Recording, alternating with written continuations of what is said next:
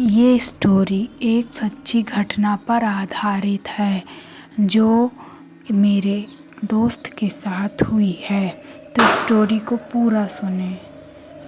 रमेश अपने स्कूल से घर आ रहा था।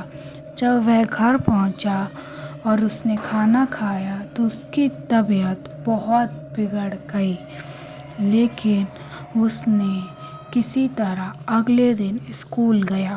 अगले दिन वह स्कूल में बेहोश हो गया। जब रमेश के माता पिता को फ़ोन किया गया तो उन्होंने उसे हॉस्पिटल ले गए। हॉस्पिटल जाने के बाद रमेश की तबीयत और बिगड़ने लगी।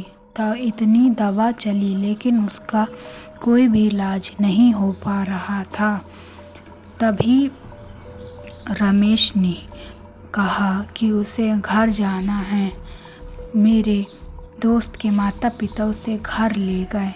घर में वो हमेशा कहता कि उसे कहीं जाना है और कई बार तो खुद से ही घर के बाहर निकल जाता। मेरे दोस्त के माता पिता उसे बहुत मुश्किल से घर में रखते थे क्योंकि उसकी हालत दिन ब दिन बिगड़ती जा रही थी। वो उसे कई हॉस्पिटल में ले गए थे लेकिन उसका कोई फ़ायदा नहीं हुआ। उसके ऊपर दवा का कोई असर नहीं हो रहा था। मेरे दोस्त के माता पिता बहुत परेशान हो गए थे। उन्होंने उसे इतने बड़े बड़े हॉस्पिटल में दिखाया लेकिन उन सब का उस पर कोई असर नहीं हुआ। रमेश की हालत दिन ब दिन बिगड़ती गई, यहाँ तक कि उसने खाना पीना बंद कर दिया। वो कहता कि उसे भूख नहीं लगती और जब उसे पानी देते तो वो पानी भी नहीं पीता था। उसकी हालत इतनी ख़राब हो गई कि उसने सबसे बात करना भी बंद कर दिया और अकेले बिस्तर में पड़ा रहता। यहाँ तक कि उसे नींद भी नहीं आती थी। उसे नींद की दवा दी जाती थी जिसके कारण वो 2-3 घंटे तो सो पाता था, लेकिन वो फिर से जाग के कहता था कि उसे कहीं जाना है, लेकिन वो किसी को ये नहीं बताता था कि उसे कहाँ जाना है। दिन ब दिन उसकी हालत बिगड़ती गई और वो बहुत कमज़ोर पतला दुबला हो गया। इसलिए मेरे दोस्त के माता पिता ने तय किया कि वो उसे सबसे बड़े हॉस्पिटल में दिखाएंगे और अगले दिन वो उसे शहर के सबसे बड़े हॉस्पिटल में ले गए, जहाँ डॉक्टरों ने उसे देखा और उसे दवा दी, भूख ना लगने की दवा दी, लेकिन उस दवा का भी उस पर कोई असर नहीं हुआ। सारे इलाज फेल हो रहे थे। उस पर इन सब चीज़ों का कोई असर ही नहीं हो रहा था। मेरे दोस्त के माता पिता बहुत घबरा गए थे कि वो क्या करें, क्योंकि रमेश उनका एक लौता लड़का था।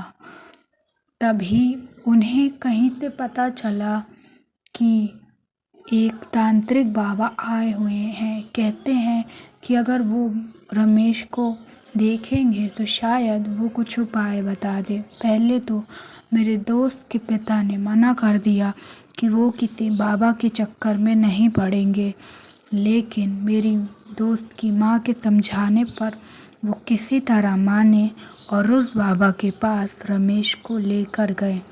जब बाबा ने रमेश को देखा तो वो देखते ही पहचान गए कि रमेश के अंदर किसी बुरी आत्मा का साया है। उन्होंने रमेश से पूछने की कोशिश की तो रमेश ने कुछ नहीं कहा। बाबा ने कहा कि हम अगले दिन तंत्र मंत्र की शक्ति से एक पूजा करेंगे, जहाँ पर हम ये पता लगाएंगे कि रमेश से ऐसी क्या गलती हुई जो ये प्रेत आत्मा इसके पीछे पड़ी है। अगले दिन रमेश और उसके माता पिता उस पूजा में बैठ गए और बाबा ने पूजा शुरू की।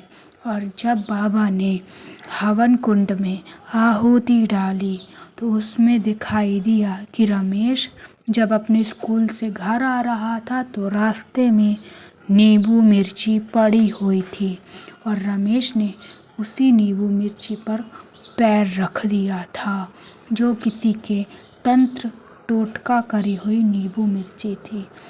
इसी वजह से रमेश की हालत ये हो गई और उस पर किसी चुड़ैल का साया पड़ गया। रमेश के माता पिता को जब इनके बारे में पता चला तो वो बहुत घबरा गए और उन्होंने कहा, हाँ बाबा, आप सही कह रहे हैं, जब से रमेश स्कूल से आया है तभी से ऐसा हुआ है, वरना इसके पहले तो वो बिल्कुल ठीक था, अचानक से ही ऐसा हुआ। बाबा ने कहा रमेश को अंदर से इस चुड़ैल को निकालना होगा, इसलिए उन्होंने एक महापूजा करवाई जिसमें उन्होंने उस चुड़ैल को रमेश के अंदर से निकाल दिया। गाइस, ये एक सच्ची घटना है और ये किसी के साथ भी हो सकती है। जब भी आप रास्ते में आए तो ज़रूर देखें कि अगर नींबू मिर्ची पड़ा है या उतारा हुआ पानी या कुछ भी, तो उसे प्लीज़ ना कचरे, क्योंकि कई बार हमारी गलतियों से हम बहुत बड़ा मुसीबत में फंस जाते हैं। और गाइस, अगर आपको ये वीडियो अच्छी लगी हो तो मेरे चैनल को सब्सक्राइब और वीडियो को लाइक ज़रूर करें। मैं बहुत मेहनत से वीडियो बनाती हूँ। प्लीज़ चैनल को सब्सक्राइब एंड वीडियो को लाइक करें। आपका सब्सक्राइब मेरी बहुत हिम्मत बढ़ाएगा। Thank you.